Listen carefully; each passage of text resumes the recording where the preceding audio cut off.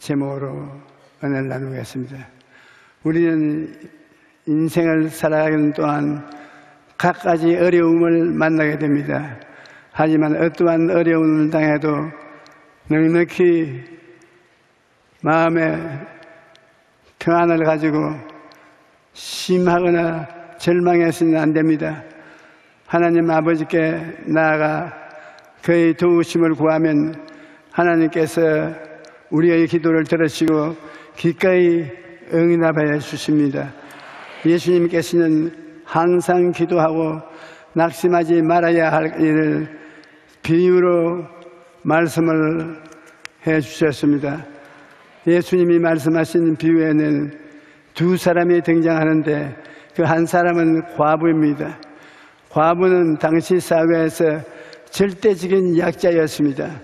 1세기 당시에는 여자가 할 수 있는 일이 거의 없었기 때문에 남편이 죽으면 먹고 사는 것조차 힘들었고 억울한 일을 당할 때에도 많았습니다. 그래서 성경에는 고아와 과부를 돌봐주라고 많이 말씀하고 있습니다. 오늘 비유에 나오는 과부도 무슨 일인지 모르지만 몹시 억울한 일을 당했습니다. 그런데 그녀를 도와주는 사람이 아무도 없었습니다. 어려운 일을 당했을 때 주변에 도와줄 사람이 없다면 얼마나 답답하겠습니까? 그래서 과부는 억울한 마음을 풀기 위해 재판장을 찾아갔습니다. 재판장은 억울하고 원통한 사람들을 도와주고 질서를 가져오는 책임이 있는데, 그런데 하필이면 이 과부가 찾아간 재판관은 불의한 재판장이었습니다.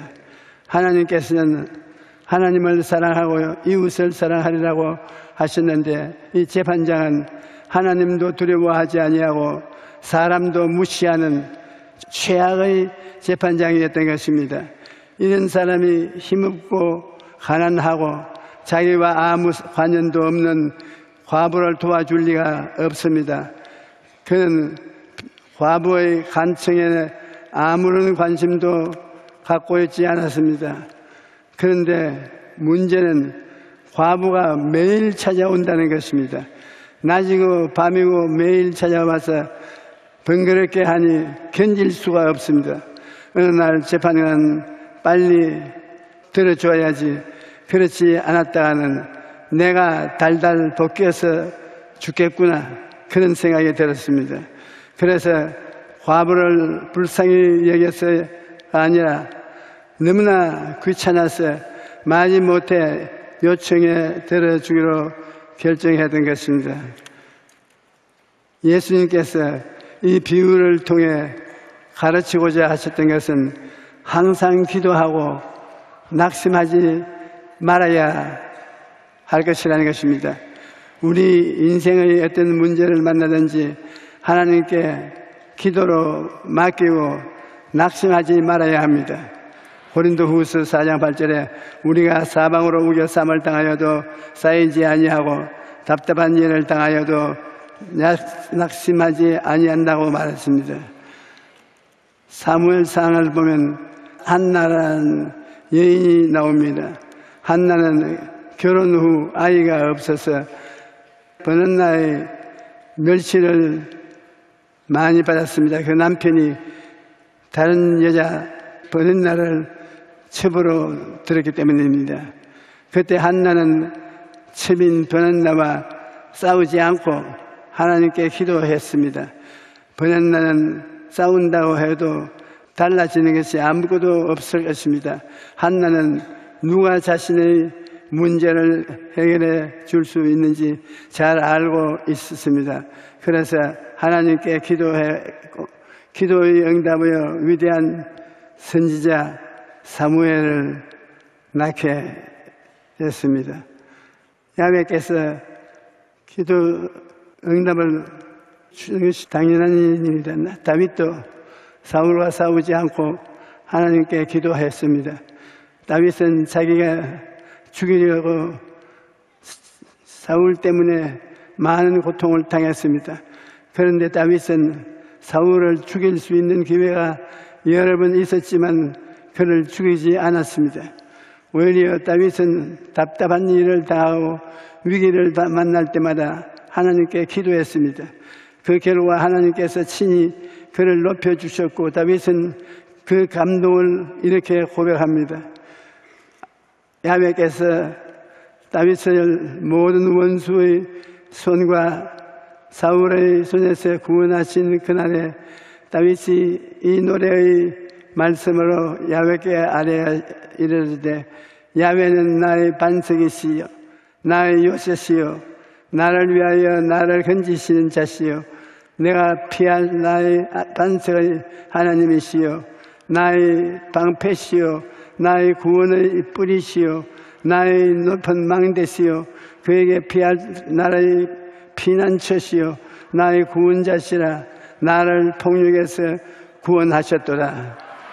대단한 구원을 받고 감격을 했습니다. 우리가 기도할 때 목표를 가지고 기도를 해야 응답받기가 쉽습니다.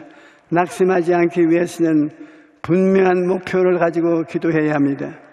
재판장을 찾아온 과부는 자기의 원한을 갚아달라는 분명한 목표를 가지고 있었습니다. 빌립보서 2장 13절 너희 안에 행하시는 이는 하나님이시니 자기의 기쁘신 뜻을 위하여 너희에게 소원을 두고 행하여 하신다고 말씀하셨습니다. 하나님이 주신 꿈과 소원이 있으면 낙심하지 않고 끝까지 기도할 수가 있습니다. 꿈과 소원을 바라보고 열심으로 기도해야 됩니다. 우리가 잘 아는 토끼와 거북이가 경주한 이야기를 봅니다.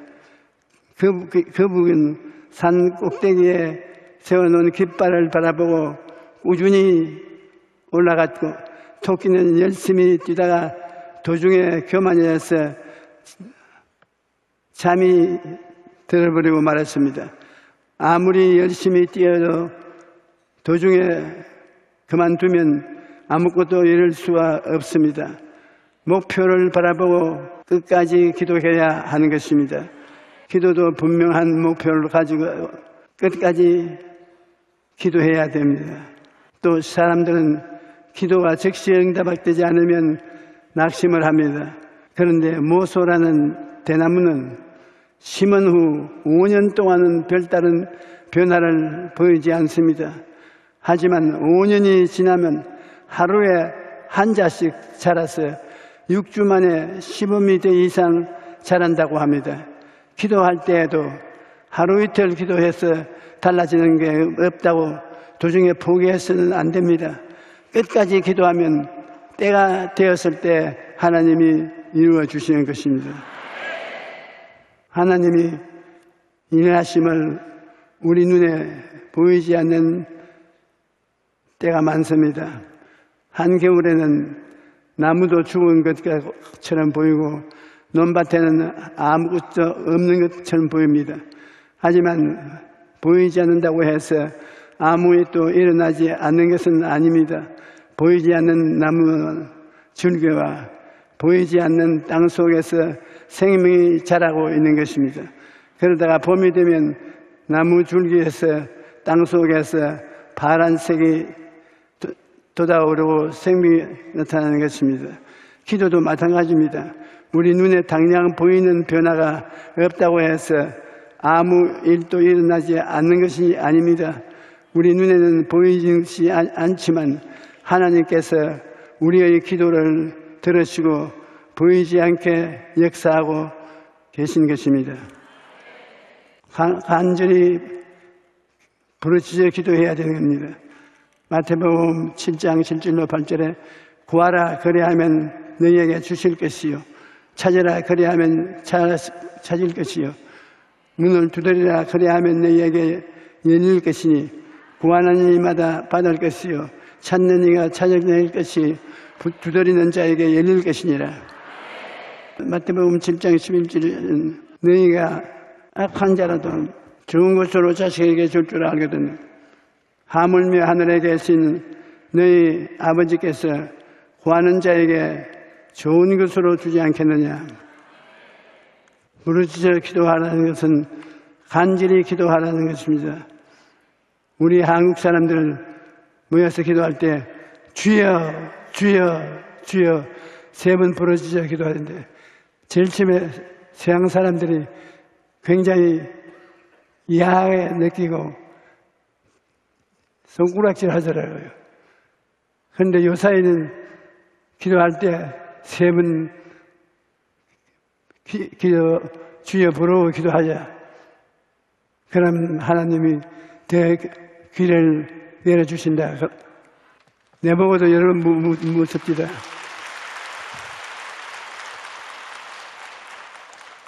왜 이렇게 고함쳐 벌어지느냐. 이 큰 기도를 해야 하나님 문이 열린다. 나는 사실 60년 목회를 하면서 큰 소리로 기도 주여 주여 주여 몰랐습니다. 이 주여 주여 주여 세 번 부르는 것은 우리 이영훈 목사가 하는 것을 따라서 하다가 배웠습니다. 이제는 주여 주여 주여 세 번 부르고 난 다음에야 기도해야 속이 시원한 것입니다. 사람은 등 따숩고 배부를 때는 간절한 기도가 나오지 않습니다. 하지만 위기를 만나면 누가 시키지 않아도 살려달라고 호함을 치게 되는 것입니다. 에스더를 보십시오. 에스더는 자기 민족 전체가 몰살당하는 위기에 처하자 3일을 금식한 후 죽음을 무릅쓰고 왕 앞에 나아갔습니다. 하나님께서는 너희는 내게 부르짖으라. 내가 내게 응답하겠고 내가 알지 못하는 크고 비밀한 일을 내게 보이라고 말씀하였습니다. 어떤 문제는 만난다 할지라도 낙심하지 않고 기도한다면 하나님께서 놀라운 기적을 행하여 주시는 것입니다. 기도할 때 가장 큰 적은 낙심하는 것입니다. 낙심하면 싸우기도 전에 이미 패배한 것입니다. 이스라엘 백성들의 10명의 정탐꾼이 말을 듣고 싸워 보기도 전에 낙심하고 말았습니다. 민수기 32장 9절은 본 그들이 에스골 골짜기에 올라가서 그 땅을 보고 이스라엘 자손을 낙심하게 하여서 야훼께서 그들에게 주신 땅으로 갈 수 없게 하였느니라고 말합니다. 낙심 때문에 약속한 땅에 들어가지 못한다는 것입니다. 낙심하면 이미 패배한 것이 됩니다. 마치 권투 선수가 싸우려고 하지 않고 링에 올라갔다가 원 라운드 더 싸우지 않고 기권해버리는 것과 같은 것입니다. 그런데 우리가 싸우는 상대는 사람이 아니라 악한 영인 것입니다. 오늘 비유를 보면 원수에 대한 원인이라는 말이 나오는데 우리 원수는 삶을 도둑질하고 죽이는 사탄인 것입니다. 그러므로 기도할 때 포기하고 뒤로 물러가서는 안 됩니다. 우리의 상대가 사탄인 이상 물러가지 말아야 되는 것입니다. 하나님께서는 우리의 기도를 기꺼이 들어주십니다. 주께서 또 이르시되 불의한 재판관의 말하는 것을 들으라. 하물며 하나님께서 그 밤낮 부르짖는 택하신 자들의 원함을 들어주지 아니하시겠냐. 그를 오래 참으시겠느냐. 내가 내게 이르노니 내가 속히 그 원한을 들어주리라. 그러나 한 가지 볼 때 세상에서 믿음을 보겠느냐. 우리가 믿는 하나님은 불의한 재판장과는 완전히 다릅니다. 하나님은 사람을 외모로 보지 아니하시며 뇌물을 받지 아니하시니시요 과와 과부를 위하여 정의를 행하시며 나그네를 사랑하여 그에게 뜻과 옷을 주시는 분이라고 말씀하고 있습니다. 하나님은 공의로우신 분이시며 고아와 과부와 나그네를 사랑하여 그 모든 필요한 것을 채우시는 좋으신 하나님이십니다. 우리는 기도할 때 하나님께 반드시 들으신다고 믿음을 가져야 합니다. 히브리서 11장 6절에 믿음이 없이는 하나님을 기쁘시게 못하나니 하나님에 나아가는 자는 반드시 그가 계신 것과 또한 그가 자기를 찾는 자들에게 상 주시는 이심을 믿어야 할지니라고 말씀하고 있습니다. 인생의 크고 적은 어려움을 만났을 때 우리가 매일 하나님을 믿고 간절히 기도하는 것입니다. 우리 인생의 문제를 해결하실 분은 하나님밖에 없습니다. 그러므로 어떤 상황에 처하든지 낙심하지 말고 하나님을 믿고 기도해야 되는 것입니다. 우리가 기도하면 하나님께서 친히 역사하셔서 놀라운 기적을 베풀어 주시는 것입니다. 우리는 마음을 다하여 영을 다하여 하나님께 기도해야 돼요.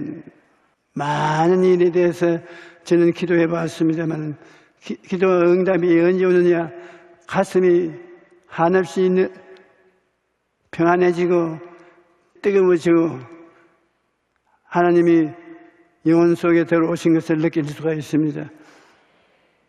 내 입을 넓게 열라 내가 채우리라 했는데 내 마음에 하나님이 들어오는 것을 평안으로 느낄 수가 있습니다. 굉장히 평안하고 즐겁습니다. 그러면 하나님이 들어온 것입니다. 그때는 무엇을 위해서 기도한 것을 알 수가 없을 때 방언으로 1시간이어도 좋고 2시간이어도 좋고 반기도를 하면 좋은 일이 기도를 통해서 일어나게 되는 것입니다. 나는 우리 교회 구역장 한 분이 서대문에 목회할 때입니다. 얼굴이 백지장같이 되어서 뛰어와서 저를 만나서 빨리 같이 기도해달라고. 무슨 기도를 해달라고. 우리 남편이 지방에 버스 운전기사인데 시간대에 돌아오지 않은 걸 알아보니까 지금 우리 남편 버스가 벼랑에 달려 있다는 거예요. 조금만 더 움직이면 사람들하고 함께 벼랑에 다 떨어질 것인데 지금 벼랑에 달랑달랑 달려있다고.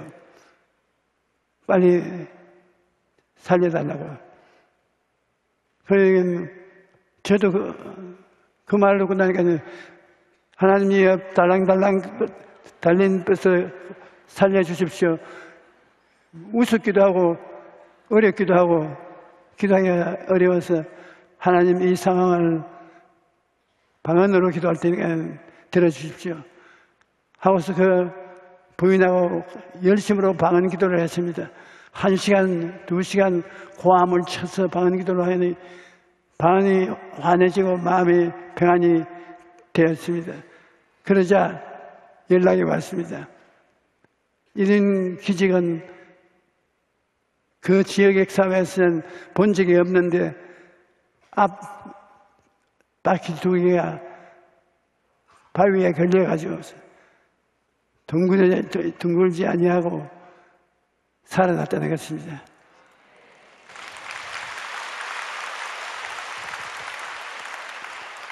하나님께서 살려주기 위해서 그렇게 기도의 방향을 허락해 주신 것입니다. 우리가 기쁘고 좋을 때 방언 기도하고 마음의 고통과 괴로울 때 방언 기도하고 무섭고 괴로울 때 방언 기도하고 하나님 주신 하나님 기도 많이 하십시오. 이러면 도움 많이 되는 것입니다.